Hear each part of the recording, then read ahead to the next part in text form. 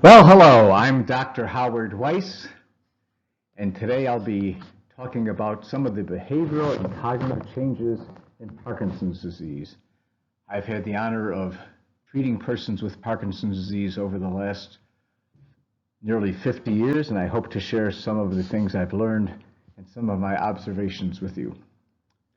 Well, let me start out by repeating the old saying, if you've seen one, you've seen them all. However, if you've seen one person with Parkinson's disease, you've seen one person with Parkinson's disease. The symptoms and problems that occur in persons with Parkinson's disease vary quite widely, and there are no two persons or no two cases that are exactly alike.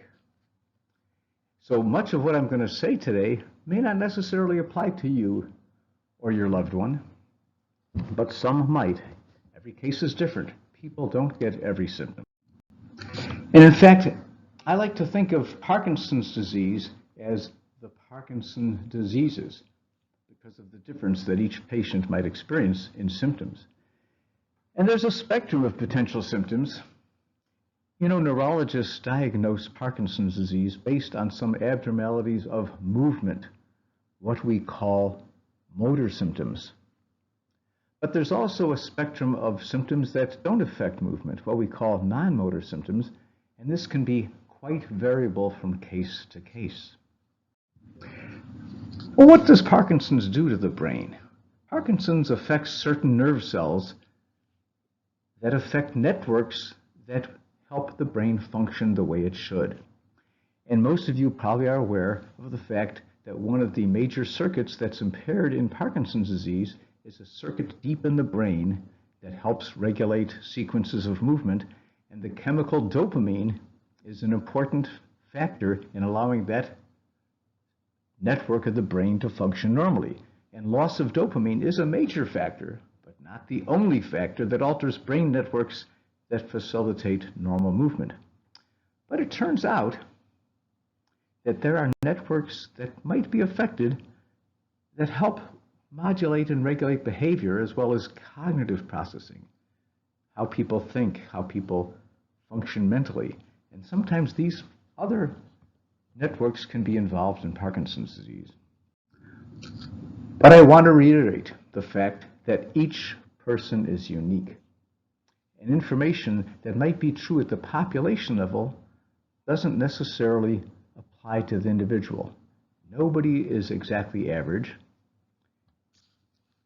and we have to remember that. Well, I'm going to discuss this by reviewing several cases. Now, these aren't real patients. The names have been changed to protect the innocent, but these are the types of cases that I've seen frequently throughout the years. So case number one is Mrs. Smith brings her husband to the office, and Jack was diagnosed with Parkinson's disease a couple years earlier, taking some medicines to help him move better, and he's really doing quite well in that respect. But his wife complains about changes in his behavior. He's not the same. He's very quiet and doesn't talk as much as he used to. He doesn't seem to get anything started or finished. My husband has no motivation, and he doesn't seem to be concerned about this. He doesn't show any interest. He doesn't show any enthusiasm. If left alone, he does nothing, and he's become a couch potato. So Mrs. Smith has this whole litany of complaints about Jack's behavior.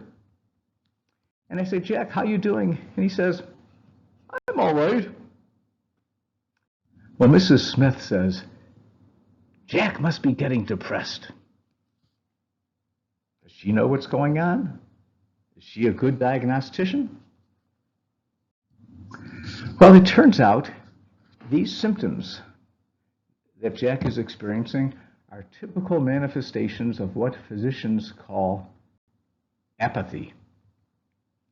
What are the symptoms of apathy? Loss of interest, reduced participation, not getting things started, slowing of thinking. The key symptom, lack of motivation. The patients just aren't motivated to get things going. There's a lack of ideas, a loss of curiosity. And the other key symptom, lack of concern. This lack of motivation and inactivity, the patient's quite indifferent. And when you ask people, are you happy or sad? They say, I'm not sad, but they're not having pleasure like they used to. And often patients have a very flat affect. Apathetic patients typically have a flat affect. So loss of motivation, and lack of concern are the core symptoms of apathy. Apathy can be a symptom in some persons with depression, but it also can occur as a problem from some people who are not depressed. And it turns out, in years past, it was assumed that persons who were suddenly experiencing the severe apathy must be depressed.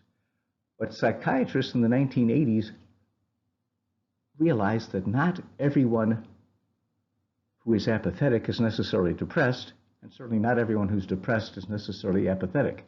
That apathy does not indicate that the patient is necessarily depressed. So what are the symptoms of depression? Because depression is quite common in persons with Parkinson's disease. In fact, depression sometimes actually is one of the early symptoms that even precedes the motor symptoms of Parkinson's disease in some persons. So the core symptoms of depression has to do with mood, persistent sadness, hopelessness, negative ruminations, morbid thoughts, thinking of death, feeling guilty. And of course, for some patients, there is a lack of interest and a lack of motivation and some of these apathy symptoms. There's another phenomenon that occurs in Parkinson's disease known as anhedonia. I suspect many of you have never heard of this term.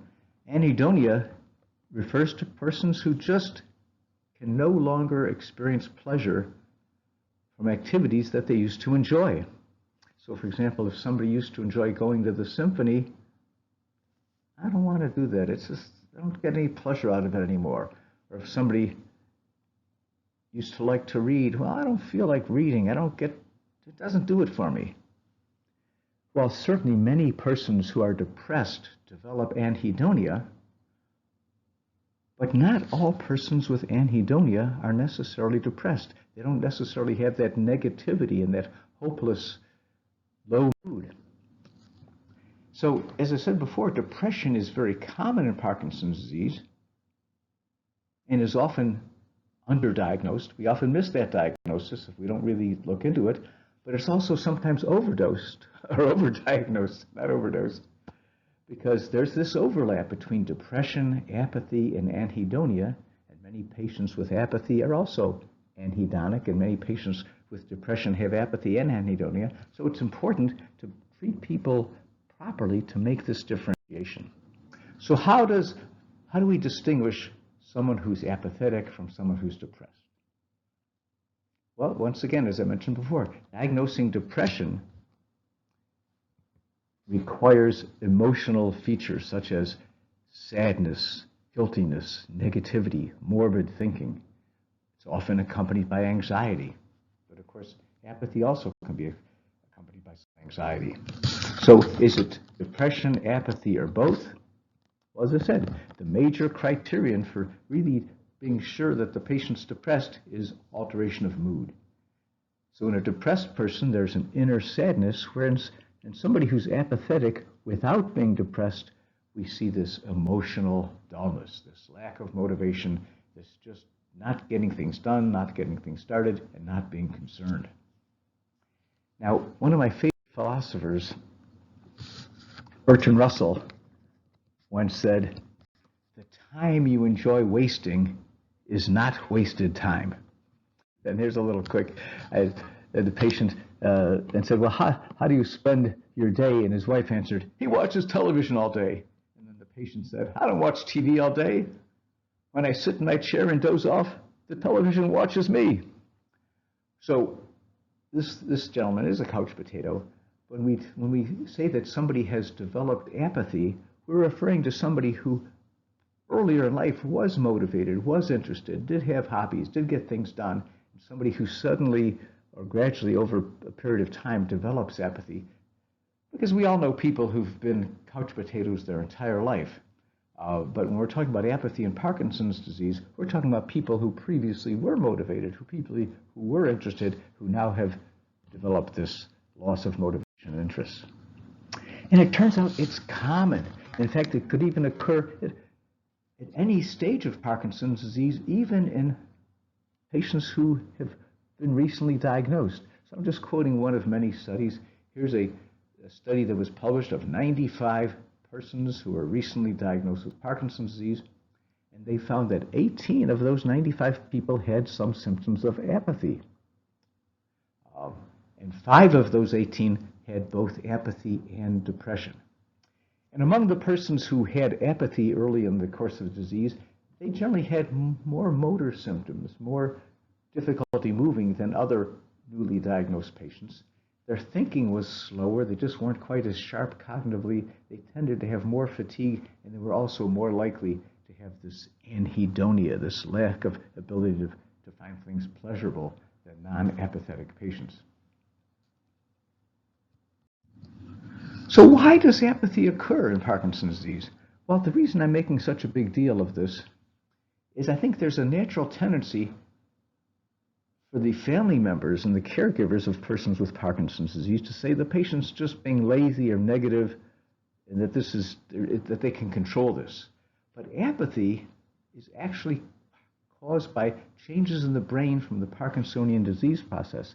It's just not merely a psychological response to some impairment or disability. In other words, apathy is not voluntary, and it's not because the patient is just being stubborn or lazy. Now, that isn't to say that some people can't become stubborn and lazy, but apathy in particular is a symptom of some malfunction in certain brain circuits. So apathy is thought to be caused by some impairment, some disruption of connections between the striatum and the frontal lobe. Well, what's that all about? The frontal lobe is sort of that ignition system. It gets things going. It gets motor function going. It gets behavior going. And there are connections between structures in the cortex and the frontal lobe and deep in the brain that help regulate how quickly and accurately we move, and also how quickly or likely we're to respond to emotional stimuli to sort of get things going and become motivated. So this circuit seems to be affected in some persons with Parkinson's disease, and it can lead to apathy between the frontal lobe and the base ganglion. Well, obviously we don't do that anymore. It was quite barbaric, and fortunately in those agitated schizophrenics, we now have medicines that don't require brain surgery. That sort of led to the old saying, I'd rather have a bottle in front of me than a frontal lobotomy. So in some sense, to a varying degree, the persons with apathy and Parkinson's disease have had this disconnection between the frontal lobe and the brain. So why do we care about it? Well, as I said before, apathy is often misinterpreted as being due to laziness or willfulness, or it's often misdiagnosed as indicating depression. And of course, when patients are apathetic, they're likely to have more disability, they're not participating, their life is less enjoyable, and of course, the person with apathy, particularly if it's severe, and there are different degrees of apathy, it's not always severe, but in severe cases where patients just aren't doing anything, it greatly increases the burden on the family, and it creates great distress. So as I said before, we have to identify it, and I think as a physician, explaining apathy to the family often helps them cope with some of these ambiguities and frustrations that arise from seeing somebody who was previously very active, somebody who maybe used to be the life of the party and now isn't saying anything, and now they're not accomplishing much. So this, I hope, explaining it to the families, they can understand what's going on. So what do we do about it? If we have a person who is apathetic, is there something we can do? Can we treat? Well, it's sort of a catch-22, because as I mentioned earlier, the patient who is apathetic often has a lack of concern, and often they're not particularly distressed by their inactivity. So it's sort of counterintuitive. It's almost illogical to say that the patient is suffering from apathy, But we know that the patient's life could be fuller and more meaningful if they weren't apathetic. And of course, the family, the care partners, the people who love the patient are often suffering from the patient's apathy. They find it horribly frustrating. And of course, treating it, you can lead a horse to drink, but you can't always make water. So how do we treat it? Well, the patient with apathy has a tremendous amount of inertia. They're just not getting started. They're not making plans. They're not doing things. Inertia is a powerful force. So the family and the care partners of the severely apathetic patient must be a facilitator. Okay, the patient doesn't necessarily want to go to the movies or go to the theater or go out to eat. But if you make plans, they'll go along with it. So you have to be a facilitator, and that could create greater activity for the patient. It's important that if someone with Parkinson's disease is apathetic, that we optimize the dopaminergic treatments, for example, the carbidopa levodopa, because the dopaminergic treatments sometimes help reduce the severity of the apathy to some extent. Now, if the patient has apathy and depression, of course, treating the depression can be quite helpful, and that could involve counseling, that could involve medication. But in general, if the person with apathetic is not depressed, antidepressant medications probably won't help, and in fact might even make it worse. And there's a couple of medications, ribostigmine, methylphenidate, that might reduce apathy in certain persons with Parkinson's disease. Well, let's go on to case number 2. Mr. Taylor is seeing things. Well, several years after being diagnosed with Parkinson's disease, Mr. Taylor began to occasionally experience a sensation that someone was standing behind him. But he'd look around and there was nobody there, and he sort of shrugged it off. A couple of years later, though, he had to take a little higher dose of his Parkinson medicines because he wasn't moving quite as quickly, and he began occasionally seeing a little animal in the bedroom at night. But when he blinked twice, he realized nothing was there, and he didn't mention this to anyone. It wasn't really upsetting him. However, the following year, Mr. Taylor began to see little people in his bedroom. They looked so real. But once again, he was aware that no one was there, but this began to frighten him, and he told his wife, and once his wife heard about this, she called the neurologist. Well, what's this all about? Well, I suspect many of you have seen that frightening ad on television that's completely misleading and inaccurate about hallucinations in Parkinson's disease. So let me give you the real story. First, some definitions,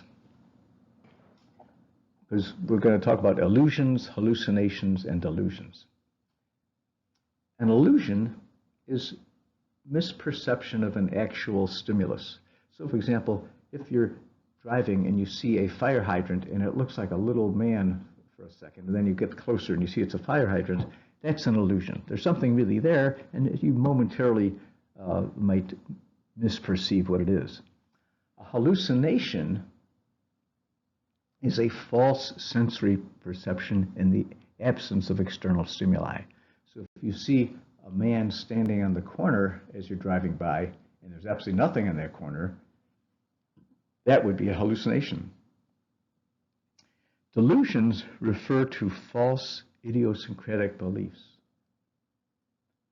For example, a delusion might be that people are stealing my money when nobody's stealing anything, or my spouse is having an affair with the mailman, when of course that's not truly the case. So that would be a delusion, this false idea that often is very distressing and the patient can't be dissuaded that it isn't real. So it turns out, and this is quite true, that minor hallucinatory phenomena in Parkinson's disease are pretty common. And one of the most common is this sense of presence, the feeling that maybe somebody's standing behind you and nobody's really there. In fact, that was this gentleman's first symptom. And then another minor hallucinatory phenomenon may be what's called a passive hallucination. In the corner of your vision, you just may see a little bit of a shadow or something that's fleeting and goes away. And then often having mild delusions. Maybe you are driving and that fire hydrant looks like a little person, and then you get closer and you see it's a fire hydrant. So minor hallucinatory problems are common in Parkinson's disease. But these must be distinguished from formed hallucinations in Parkinson's disease. Now, visual hallucinations are much more common than auditory. In other words, if people are going to have real hallucinations, it's likely to be that they're seeing something that isn't there rather than, let's say, hearing voices that aren't there. So in persons who have mild to moderate formed hallucinations, people may see something, but they realize that it's not real, it's not there.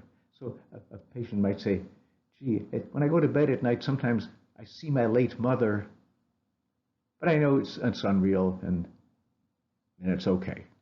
Or the little children I occasionally see are cute, but I know they're not there. It doesn't bother me. I'm not upset. These would be what I would call mild formed hallucinations. In fact, if you look at persons who have Parkinson's disease, who have formed hallucinations, the most likely type of hallucination would actually be to see a person, often somebody that they don't recognize, but sometimes a deceased friend or a deceased parent, for example. The second most common hallucination would be to see animals, little cats or dogs, and then sometimes insects. So there's a whole variety, but generally when people who begin to have formed hallucinations might have a similar hallucination over and over again. Well, getting back to my old friend Bertrand Russell, he said, a hallucination is a fact, not an error. What is erroneous is a judgment based upon it. What he's saying, look, if you're having a hallucination for a moment and you see a little person and they disappear and you know it's not there, it doesn't bother you. You're really experiencing it, but of course they're not really there. However, in a person with severe hallucinations, the person sees that object but is convinced that it's real and acts accordingly. So if the person sees somebody in their bedroom that doesn't belong there, they might call the police if they really believe it's happening. Or a person who's having a hallucination and is convinced that it's really happening will start to get angry and argue when the spouse doesn't see the animals in their bedroom or the animals in their house. And persons who have these severe hallucinations are often also beginning to experience delusions, where people are stealing my money, or my spouse is having an affair, or people are trying to poison me. So this is what we would call a full-blown psychosis. So as you can see, there's a spectrum of hallucinations that might occur, the most common being quite mild. So what's it all about? Why is this occurring? Why? So the prevalence of hallucinations does vary with the duration of how long you've had Parkinson's disease. So people who've had Parkinson's disease for less than 5 years are not too likely to get hallucinations, only about 9%. 5 to 10 years gets a little higher. People who've had Parkinson's disease for over 10 years, about 30–40% of people will be experiencing some hallucinations. Now, visual hallucinations are noted in about 10% of people who have absolutely no cognitive problems. They're not having any problems with memory, problem solving. So it can occur in people who are otherwise in good cognitive mental health, but they're much more likely to occur in people who have some mild cognitive decline, maybe some slight visual perceptual problems or some modest memory problems. And in those patients who have mild cognitive decline, the hallucinations are most likely going to be minor or mild. Unfortunately, in persons who actually develop dementia, over 70% will have hallucinations, and these are more likely to be those major hallucinations, often accompanied by delusions and psychosis. So what makes people with Parkinson's disease prone to have these visual peculiarities and these hallucinations, even when they have normal cognitive function? Well, the Parkinson's disease has a couple effects on brain visual processing. So compared to age-matched controls, people who have Parkinson's disease just aren't quite as good at spatial and motion detection, interpreting three-dimensional images, for example. There also might be some mild impairment in visual attention. When we see something, it gets our focus, but patients with Parkinson's disease, visual attention isn't quite as good, and there's a diminished speed of visual processing. Now, for the vast majority of patients, these are things that could only be demonstrated using very sophisticated techniques. This isn't something that causes major problems for most people, but these are subtle changes that might predispose to having visual hallucinations. And there's also a role of dopamine in visual process. Now, many of you are taking medicines to enhance dopamine so that you can move better because of the dopamine deficiency that accompanies Parkinson's disease. But there are nerve cells that respond to dopamine that do play a role in processing information to maintain visual attention. And dopamine does modify behavior to visual cues. So there's a relationship there between dopamine and visual processing. So what are the predisposing factors to develop hallucinations in Parkinson's disease? Well, if someone has a greater extent of this altered central visual processing, interestingly, persons who have severe dysregulation of the sleep-wake cycle, people who are either sleep deprived or persons who have very severe bouts of this REM sleep behavioral disorder. I'm sure many of you are familiar with this. REM sleep behavioral disorders where persons with Parkinson's disease have, when they have a vivid dream, they can act that out and start punching and kicking and screaming or laughing during sleep. Because in those patients, dreams sometimes can intrude into wakefulness. When we wake up, if we were dreaming, the dream usually stops. But in people with REM sleep behavior disorder, sometimes dreaming doesn't stop and you wake up and you're still in a dream and you're beginning to see things that aren't really there. There clearly is an influence of dopaminergic drugs, and as mentioned in the prior slides, patients who are having some decline in cognitive function are more predisposed to have hallucinations. Well, and it turns out the medicines that are used to treat the motor symptoms in Parkinson's disease can cause or exacerbate hallucinations. And there are different categories of drugs that we use to treat Parkinson's disease. The likelihood of causing hallucinations is much higher with the dopamine agonists, such as pramipexole or ropinirole. The next likely culprit could be amantadine, which is useful for reducing dyskinesias. And finally, levodopa could also exacerbate or trigger hallucinations, but probably to a lesser extent than the dopamine agonists or amantadine. So if a person is experiencing some hallucinations, sometimes adjusting the medication can reduce or eliminate hallucinations. And typically, if I had a patient who was hallucinating, and if they were on a dopamine agonist or an amantadine, I would try to reduce or eliminate those drugs because Parkinson's disease can often be treated successfully just using carbidopa-levodopa. But carbidopa-levodopa really can't be eliminated in Parkinson's disease, but sometimes a little downward titration can be helpful. Now, is dopaminergic therapy usually the cause of hallucinations? Is this a drug problem? Not entirely and not necessarily. You know, as I mentioned earlier, people with Parkinson's disease are predisposed to hallucinate, and the medicines sometimes will jazz it up. But hallucinations can also occur in Parkinson patients before they even start treatment. And there are non-dopaminergic drugs, drugs that don't enhance dopamine, that can also trigger hallucinations in Parkinson's disease. Some of these dopaminergic medicines are used for other reasons, such as persons who have pituitary tumors, believe it or not, take dopaminergic medicines to reduce their tumors, and persons with restless leg syndrome who don't have Parkinson's disease also receive dopaminergic medicines, and these persons seldom develop hallucinations. And of course, there are many other reasons why people with Parkinson's disease might develop hallucinations.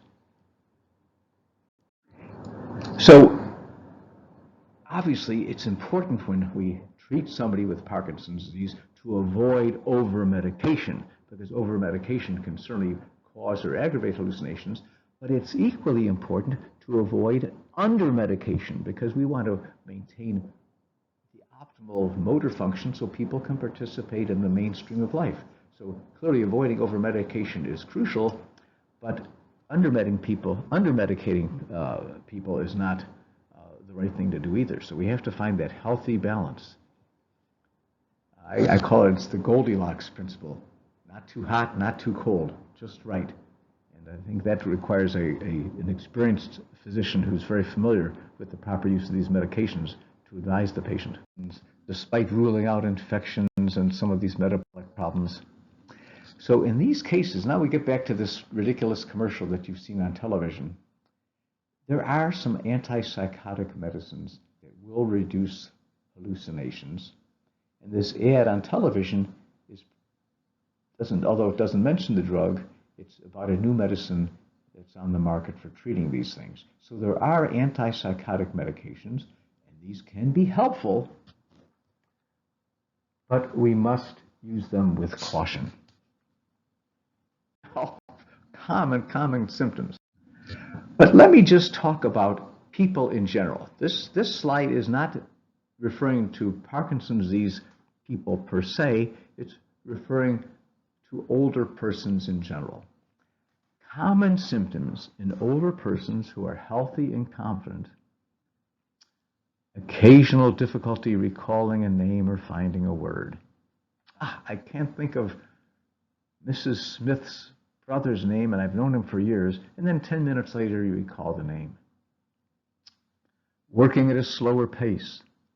Difficulty multitasking, difficulty doing several things at once, or organizing complex plans. All of these things get a little more difficult as we get older, and it doesn't mean that you're losing your marbles. These are common symptoms in healthy, competent older persons because cognitive efficiency declines with age. So these symptoms are common in the general public and certainly quite prevalent in people with Parkinson's disease. But then we have this phenomenon.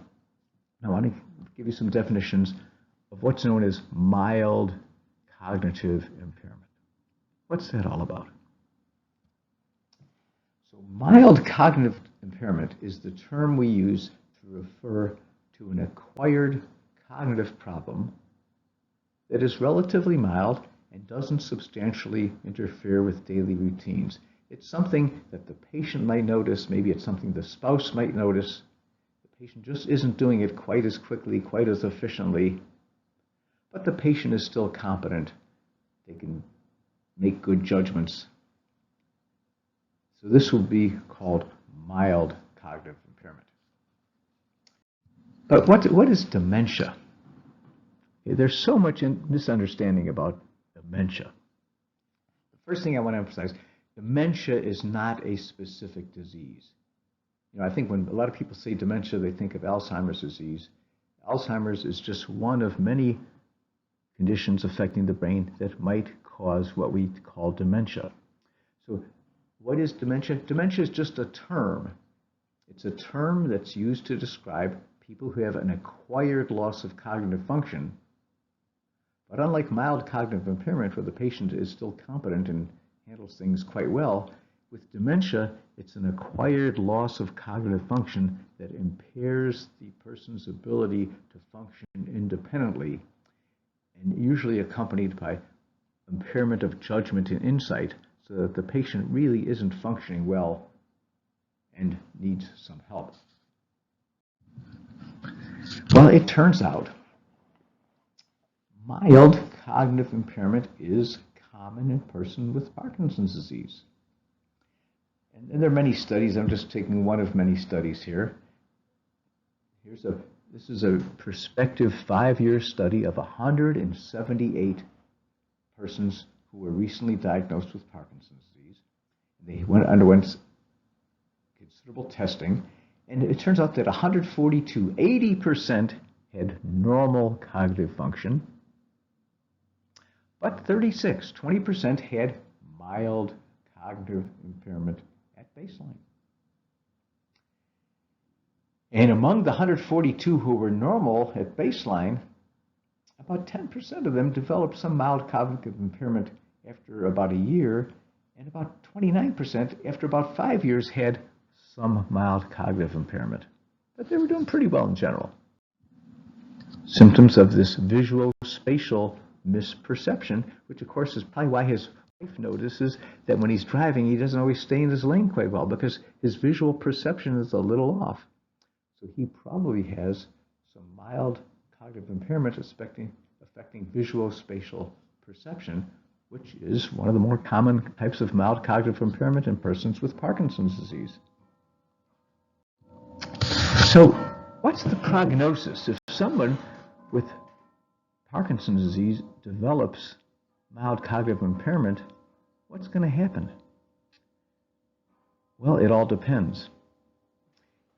Only the television doctors know the prognosis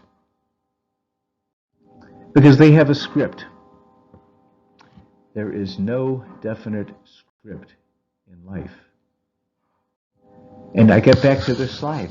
Every person is unique. Nobody is average. Some patients do better. Some persons do worse. And it's always hard to make a prognosis without misleading the patient. Every person's experience is different. The one thing that I've noticed throughout my career is that pessimists and optimists develop the same illnesses but lead entirely different lives. So even if one develops mild cognitive impairment, you shouldn't pull out your hair and say, oh my gosh, I'm a hopeless case. So what is the natural course of mild cognitive impairment in Parkinson's disease? Well, let's go back to that study I alluded to earlier, where people who were diagnosed with Parkinson's disease, that small group that had mild cognitive impairment at the beginning of the disease, after 5 years, 39% of those who had mild cognitive impairment at 1 year developed dementia, versus only 7% of those who had normal cognitive function. So that's scary, but of course, that meant that 61% didn't develop dementia after 5 years if they had cognitive impairment, and that meant that 93% of persons with Parkinson's didn't have dementia after 5 years. Here's the really interesting story that should give people some extra hope. 27% of those patients who had Parkinson's with mild cognitive impairment at the onset of the disease, and 24% of those who developed cognitive impairment at some testing during those 5 years were normal at the end of 5 years. So some patients who actually had mild cognitive impairment returned to normal after several years. Was that due to the treatment of the Parkinson's disease or other factors being corrected? Possibly, yes. But every patient didn't get worse. Some patients actually got better.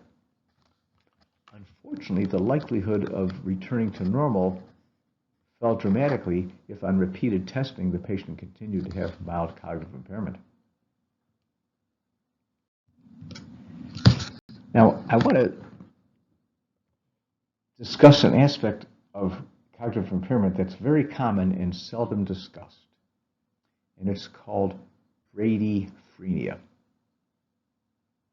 Now, we all know that Parkinson's disease, for most people, causes some slowness of movement. This is known as bradykinesia. What people generally don't realize is that Parkinson's also sometimes causes slowness of thought.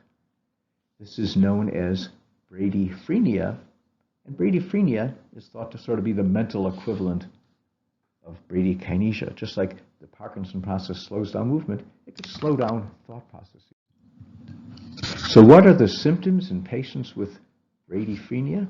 Well, people who have this bradyphrenia don't process information as quickly. They're just slow in processing what they read or what they hear. So when they're engaged in conversations, there may be quite a delay because they just either can't retrieve the response or they have trouble processing what they want to say. So there's this delay in answering and responding. That can be quite prolonged in more severe cases. So the patient sort of loses a spontaneity. This is a common problem. Now, bradyphrenia is very common in people who have Parkinson's disease and dementia. But here's the key. Many people with Parkinson's who have bradyphrenia have normal cognitive function or only mild cognitive impairment, and they are not experiencing dementia, but the slowness of thought makes these people seem confused when they're not. And this has a major, major negative impact because people with bradyphrenia, if they go to a party or meeting with their friends and there's a conversation about politics or sports or the weather or whatever it is, they feel excluded from conversations because everybody else is talking quickly. They don't organize their thinking as rapidly, and they can't contribute to the conversation. And thus, many people with bradyphrenia feel excluded. They feel ignored or even disrespected and become reluctant to socialize. They don't want to go to the party. They don't want to meet with their friends because they just feel excluded. So it's so important for the family and friends and care partners of people with Parkinson's to realize that if there's a slowness of response, please allow the patient extra time to respond. And don't answer questions for them. In fact, nothing's more frustrating. So many patients over the years come to the office with their spouse, and the spouse is answering all the questions. This is very dehumanizing to the person with Parkinson's disease who has bradyphrenia. So, what is Parkinson's disease dementia? It's not good. Thank God everybody doesn't get it. But it refers to a progressive decline in cognitive function that occurs years after developing the Parkinson's disease. And it's often accompanied by visual hallucinations, visual misperception, delusions. And one of the features of Parkinson's disease dementia is that the patient's cognitive abilities, their ability to function more normal versus less normal, can fluctuate considerably from day to day or week to week. So patients who have this phenomenon might be pretty good for a week or two, and then suddenly their cognitive function worsens, and it can go back and forth. And of course, we always have to worry about, is there an infection, is there something else going on? But often the cause cannot be found. We certainly must be very cautious to avoid over-medication in these patients. Parkinson's disease dementia is often accompanied by apathy. It's often accompanied by depression, anxiety, and bradyphrenia. This is not the same as Alzheimer's disease. Memory and language can be affected, but less severely so than some of the things I mentioned above. So what can be done to help persons who sadly develop this Parkinson's disease dementia? Well, there are a lot of things that can be done to make life much, much better and keep people in the mainstream of life. Because when people have significant cognitive change, it's important that we have consistent schedules, keep it simple, avoid multitasking, if there's a couple things that need to be done, one task at a time, avoiding distractions, avoiding novelty. As if somebody always enjoyed, let's say, doing crossword puzzles, that's fine. Encourage them to do that. If someone's never done crossword puzzles in their life, they're not going to be able to start doing it after they develop dementia. So continue familiar activities, avoid novelty, importantly, avoid overstimulation. Patients sometimes do very well in small groups or just one-on-one, but can't cope with a lot of noise and big groups, one task at a time, but encourage participation and socialization. Visiting with family, visiting with old friends, very helpful. Don't isolate the patient.